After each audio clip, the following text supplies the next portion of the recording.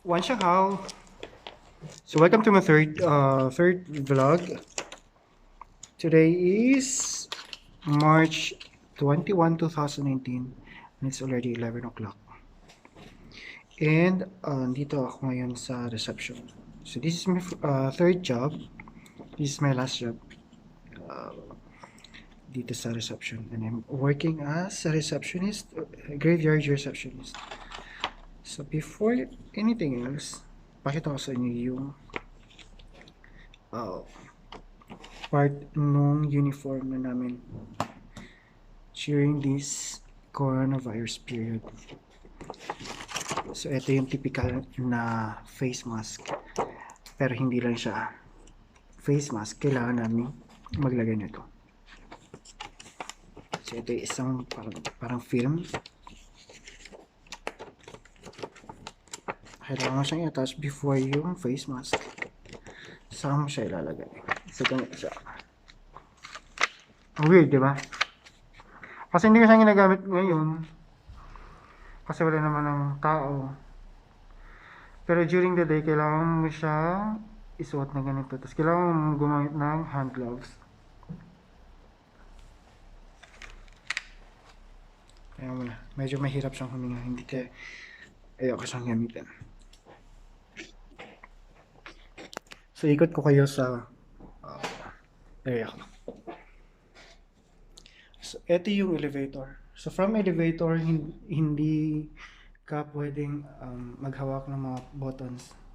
So provided dito yung tissue, and after mong lumabas, kailangan mong gumamit ng mga sanitizer. So meron kang options. Meron kaming e-wash, meron kaming hand sanitizer, meron kaming alcohol. So as you prefer, what would you like to use? So ito yung reception. Ikot ko kayo.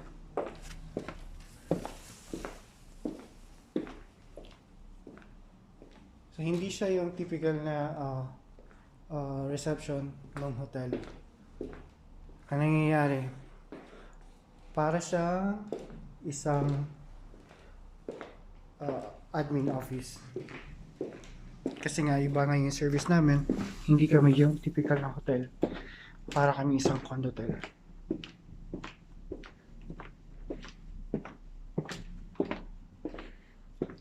So nandito ako sa gabi, and eto yung aking nagiging bahay. Kasi dito na ako natutulog after ng mga trabaho ko sa coffee shop at sa bar. So ito yung lagi kong dala-dala. And ito yung pagkain ko ngayong gabi. So it's chicken and broccoli. So ayun. Actually, ang weird ng reception dito kasi nasa 31st floor na dapat nasa first floor lobby. So ito yung view ko sa gabi, sa umaga, overlooking yung buong Beijing.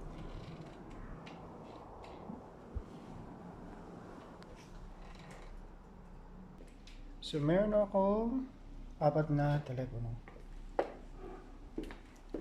This is the laptop.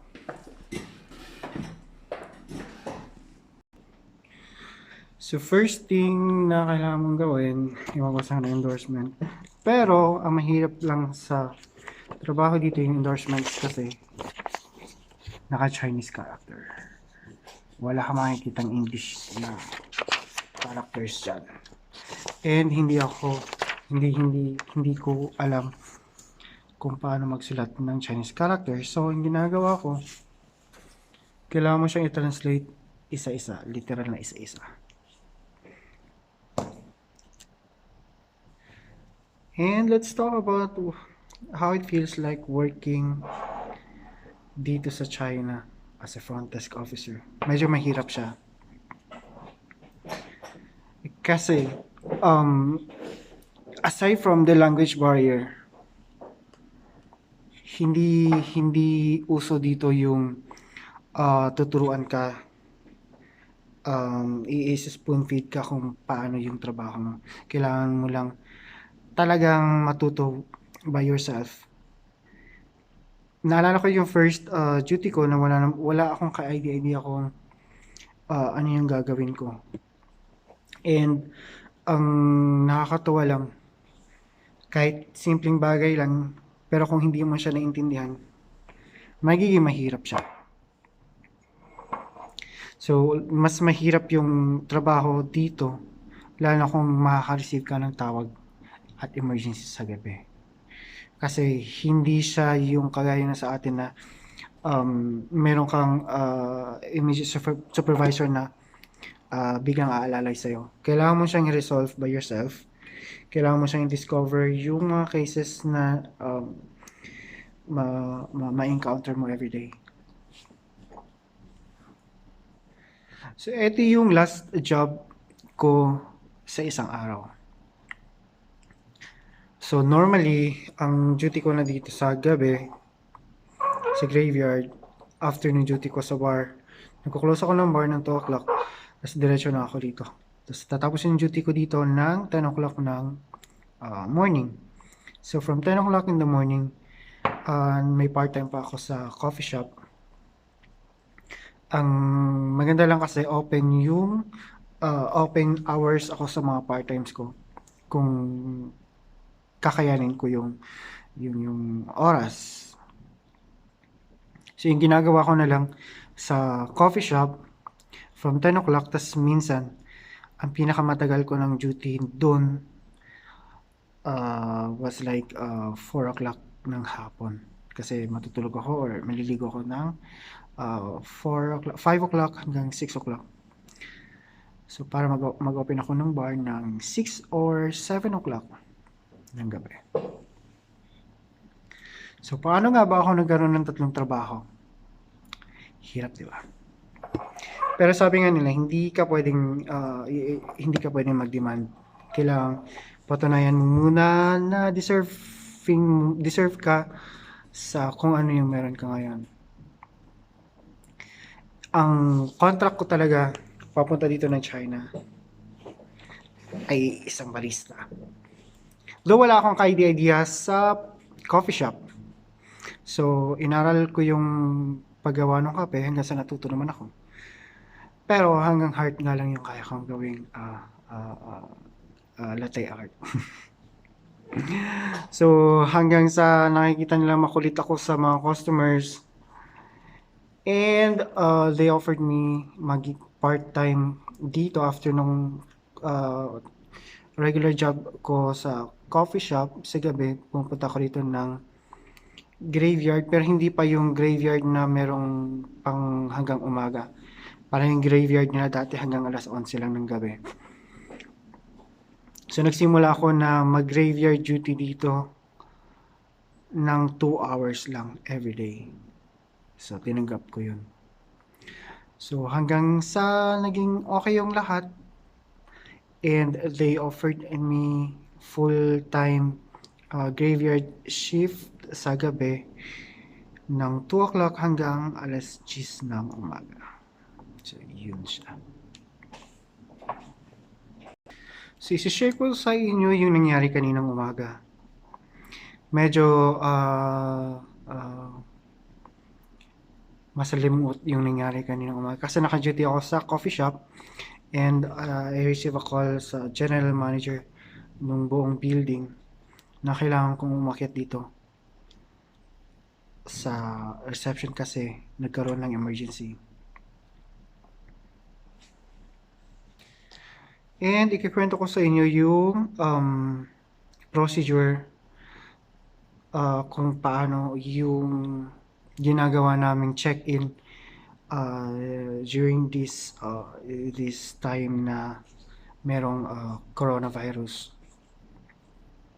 So kagabi kasi may dumating na tenants from Germany. So mag-asawa sila. Ang naging issue lang, wala namang naging issue sa pagbalik nila. Ang procedure kasi ngayon from the airport, pwede may choice yung tenant, either gusto nilang mag home quarantine, or yung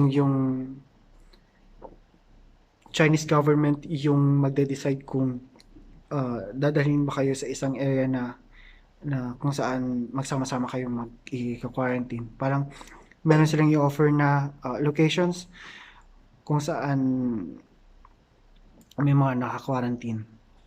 So, yung pumayag yung community leader. Meaning na community leader, para siyang barangay officials nung district dito sa amin. So, sila yung magde-decide kung saan ka ika-quarantine. Kung saan mo gagawin yung 14 days quarantine mo. And, ayun, pumayag yung community leader na mag-stay sila ng 14 days dito. Pero, ang naging problema lang kasi, yung babae, kakagaling lang sa sakit niya sa malaria. So, mahina yung immune system niya. Though, chinek namin yung temperature niya kanina. Normal yung temperature nilang dalawa. Nasa 36 lang. Pero, ang nangyayari kasi hindi siya yung fixed yung nagiging rules dito. So, depende pa rin sa discretion ng community leader kung i-revoke nila yung decision nila. So, ayun. Pina-check-in sila kagabi, pumayag. And during check-in, medyo masyadong stricto yung check-in procedure dito. Kasi yung magpapa-check-in kailangan naka-hazmat. Kompleto kami sa PPE. So, meron kang gloves, foot socks, and everything kailangan mo siyang isuot. So, para kang astronaut. So, doon na nga tayo, pumayag yung community leader na undergo sila ng quarantine dito sa bahay nila. Pero, sad to say, nabago nga siya. Kaya, ang nangyari kanina medyo magulo. Kasi, kung sino yung nagpa-check-in sa kanila, kailangan silang mag-undergo ng quarantine din. And, sad to say, yung dalawang Pilipina na nagtatrabaho dito, naka-quarantine na sila ngayon, starting today. Kaya sila pinababa kanina lahat-lahat na naka-duty dito. Kaya ako pinaakyat dito kasi hindi pa ako yung nakakasalamuhan ng dalawa. Though hindi pa naman kasi hindi pa confirmed kung infected ba sila ng virus. Kaso yun nga lang, discretion nga nung community leader na kunin sila dito. So, ayun. Tinawagan nga ako ng general manager na umakit dito. So, umakit ako rito. Pagdating ko rito, walang tao. So, medyo mahirap yung naging trabaho ko kanina. Na pagdating ko, walang endorsements kung saan na sila tumigil yung trabaho nila. So, ayun, mahirap kasi sa sitwasyon na to ngayon, pag nagkaroon ng case sa isang building, pwede siya ipasarado ng government. Yun yung malaking issue ngayon sa amin. And medyo magulo yung nangyari kasi kanina. Kasi bago pa kasi dumating yung tenant, nag-advise na siya sa amin na meron siyang sakit na malaria. Gumaling siya. And from the airport, pumayag yung community leader na dito siya mag-undergo nung quarantine niya.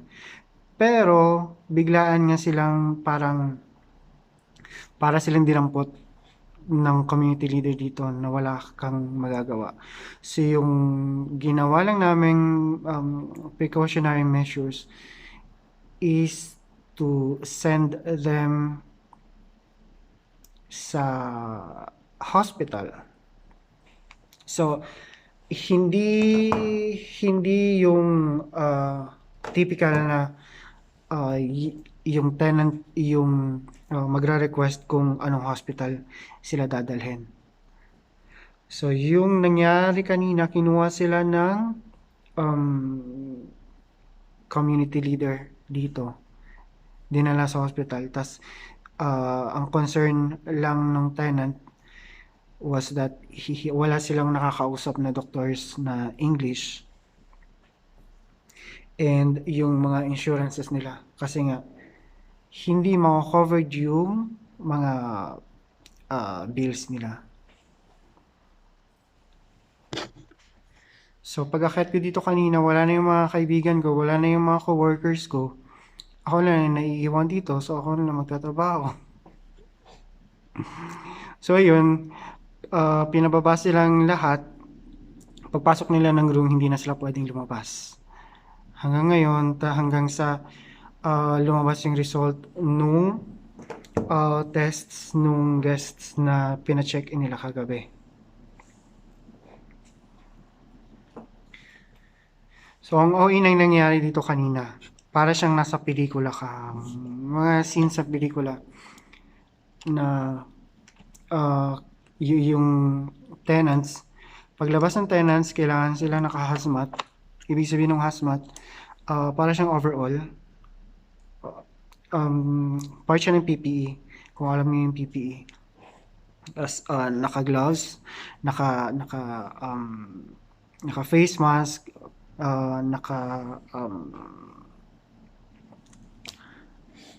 tawag doon, nakasalamin. So, nakasalamin, from head to toe, balot na balot sila kaganina. And meron kaming ambulance na nakaantabay sa labas. So, yun nangyari. Kanina, hinatid yung mga PPE sa doorsteps nila. Tas hindi nga kami pwedeng magkaroon ng contact. So, paglapag mo ng gamit nila, kailangan ka rin umalis. Tas mesh mo na sila. Tas sila na mag-pick up. So, ayun, from their room, dire-diretso sila kaganina. Hindi sila pinagamit nung elevator para sa mga guests. Doon sila pinagamit na elevator sa likod, which is the service elevator. So, yun, dire-diretso yung naging biyahe nila hanggang sa dinala sila sa isang hospital. And, nangyayari ngayon, nagko-complain yung tenant kasi parang hindi nila alam kung ano yung nangyayari. Though hindi rin namin alam kung ano yung nangyayari kasi parang hindi sinasabi nung mga community leader kung saan kayo dadalhin. Ano siya, parang blanco yung nangyayari dito.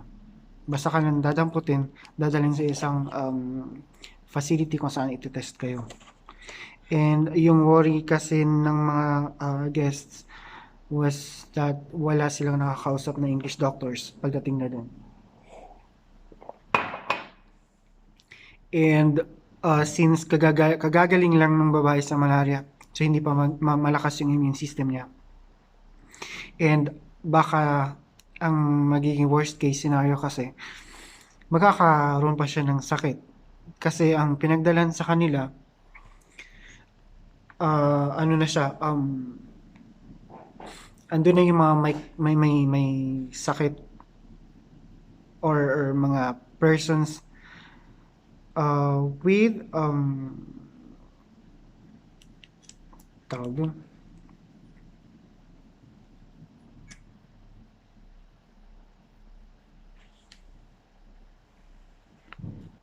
So, yan. Persons under monitoring. So, ayun. So, hanggang ngayon, wala na kaming balita. Kinuha sila kanina ng 6 o'clock and up to this time, 11 o'clock, magti-12 o'clock na ng gabi. Wala na kaming balita kung ano na yung nangyayari sa kanila. And sa ngayon, ang daming nagtatanong na tenants kung ano yung nangyayari, kung okay pa ba kami rito. So far, okay pa naman kami. Nag-aantay kami nung results ng mga tests na gagawin sa kanila.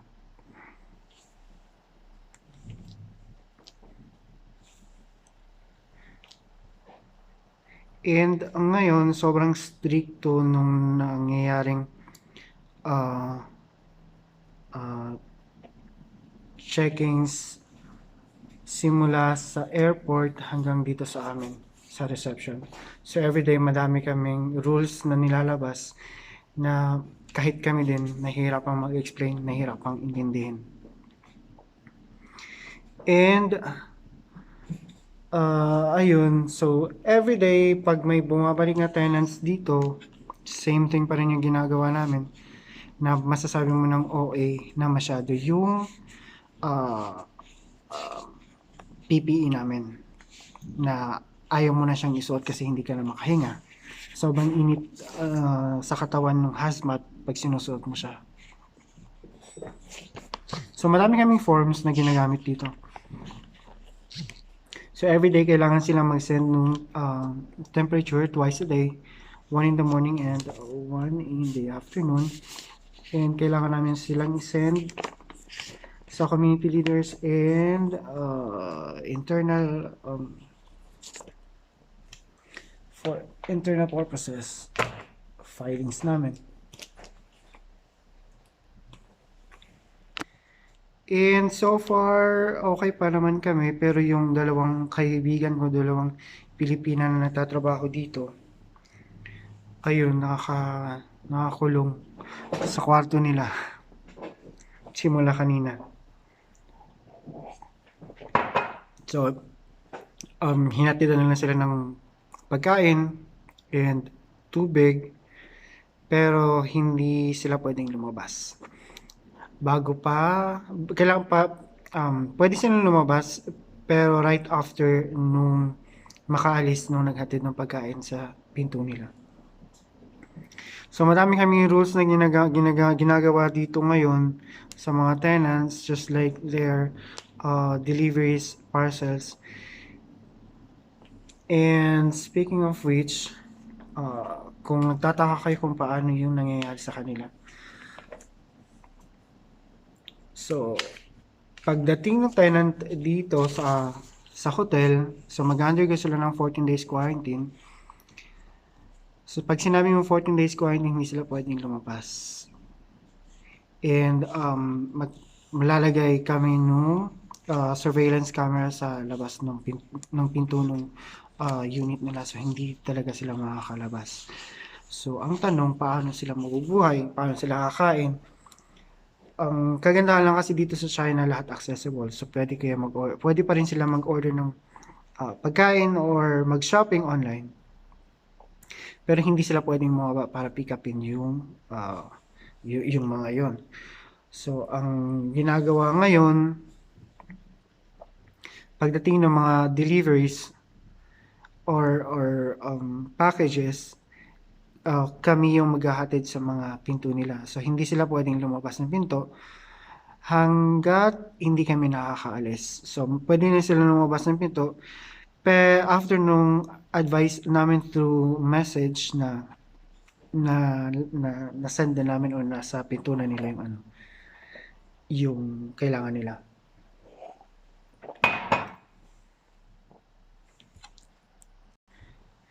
And regarding the services, kasi nga kasama sa contract yung daily cleaning nila. So merong mga arrangements na ginagawa yung management ngayon.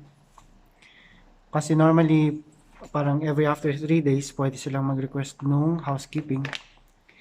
And pag naka-quarantine kasi sila, hindi sila pwedeng salamuha sa ibang tao. So, ang ginagawa nung housekeeping, ilalagay lang sa labas ng pinto nila yung mga beddings, bedsheets, and sila na yung gagawa nung pag-aayos ng mga yun. Hanggang sa matapos yung quarantine period nila. So, during the quarantine period, paano pag nagkaroon ng problema sa room nila? And for now, suspended lahat ng maintenance nila during their quarantine period. Not unless merong mga serious cases like a water leakage or magkaroon ng problema sa fire alarm nila na kailangan talagang pumunta dun. Pero, sa ngayon, wala pa namang nangyayaring ganun. And medyo mababait naman yung mga tao ngayon. Nagko-cooperate naman sila.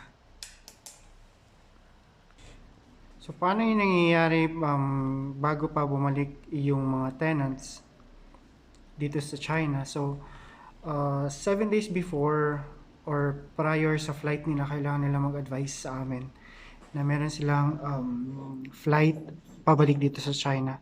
So, kailangan namin i-arrange yung pick up sa kanila from the airport papunta dito. And, paano yung mga tenants na nandito na sa China pero meron silang mga bisita. So for the meantime, as much as possible, pinagbabawal namin yung mga bisita. So kung hindi talaga may iwasan na magkaroon sila ng bisita, by law, ang mangyayari, mag-undergo sila ng 14 days quarantine. So lahat kayo, may bisita ka nga pero nasa loob kayo ng bahay niyo lang ng 14 days. So hindi rin siya advisable during this period na magkaroon ka ng bisita. So eto ngayon, hindi ko alam kung ano mangyayari sa mga kaibigan ko. Hindi ko alam kung ano mangyayari sa tenant, kung pauwiin ba sila or dire-diretso na silang i-quarantine doon. Pero kanina paglabas nila ng room, in-advise ko sila na kailangan nilang dalhin yung mga personal belongings nila like passports and valuables. Kasi paglabas nila ng kwarto nila, nag-undergo kami nung sanitation ng room nila. Kasi may cases baka positive sila or kung hindi man positive, yun yung mga precautionary measures na ginagawa ng management ngayon kasi delikado yung hindi lang para sa amin and as well as the staff na nagtatrabaho dito kasi nga pag mayroong isang case na nag-positive dito, lahat kami madadamay. So pwedeng ipa-close yung buong building. Kaya kailangan sumunod. Sobrang stricto dito ngayon. And dito kasi sa China, pag kung ano yung gusto ng government, wala kang magagawa. Actually, meron akong pending na reply sa tenant na dinala sa hospital kasi nga nagtatanong sila kung ano yung nangyari. Nagko-complain nga sila kung bakit ganun yung ginawa sa kanila na para silang parang bigla na lang silang dinampot and dinala sa isang facility na hindi naman dapat sila dalhin doon. And wala kami magagawa kasi nag-aantay rin kami ng advice from the community leader. So, wala. Talagang no choice sila kundi sumunod. Otherwise, kung hindi sila susunod, pwede silang i-deport, pwedeng i-cancel yung mga visa nila. So, ayun. no choice ka dito. Kailangan mo sumunod. So, all in all ngayong araw, kahit na hindi pa lumalabas yung result, lahat nung nag-undergo ng procedure ng check-in nila kagabi, from the security guard na nag-assist sa pinto nila, naka-quarantine na rin ngayon, pati yung mga kaibigan ko nga, dalang babae na tatrabaho dito sa reception, kasama rin sila. Actually, tatlo sila. Isang Chinese. Tsaka dalawang Pilipina. Naka-quarantine sila ngayon. And, what else? And gusto ko sanang hatiran ng pagkain yung mga kaibigan ko, pero hindi nga po pwede, bawal. Kasi para naglagay na sila ng security camera sa labas ng pinto nila. And pinagbawal na silang gumamit nung toilet. So merong toilet na pambabae at panlalaki, parang binigyan sila ng isang toilet na sila lang yung pwedeng gumamit sa ngayon. Hanggang hindi pa lumalabas yung result. And after doon nila kanina pumasok, like after 30 minutes, may pumasok sa room nila, tapos nag-spray ng disinfectant, dinisinfect yung gamit nilang dalawa, and medyo weird yung mga nangyayari ngayon. So ayun, parang yung duty ko ngayong araw, parang 24 hours, 25 hours ang magiging duty ko. Kasi matatapos ako bukas ng alas 10 ng umaga. Depende pa yun kung may staff na magpapalit sa akin bukas. Kasi nga, bilang lang kami dito na nagtatrabaho ngayon. Since lahat nga ng mga staff hindi pa nakakabalik ng China. So I think that's it for now. Bigyan ko kayo ng update bukas kung ano yung naging result nung tests nung dalawang tenants namin na sinend sa hospital. And kung ano yung mangyayari sa kaibigan namin, tsaka kung magiging positive yung tenants, ano yung mangyayari sa trabaho namin, ano yung mangyayari sa company namin. Alright, kailangan ko na kumain and matutulog rin ako. Maganda mag-duty dito ng graveyard. Kasi pwede kang matulog.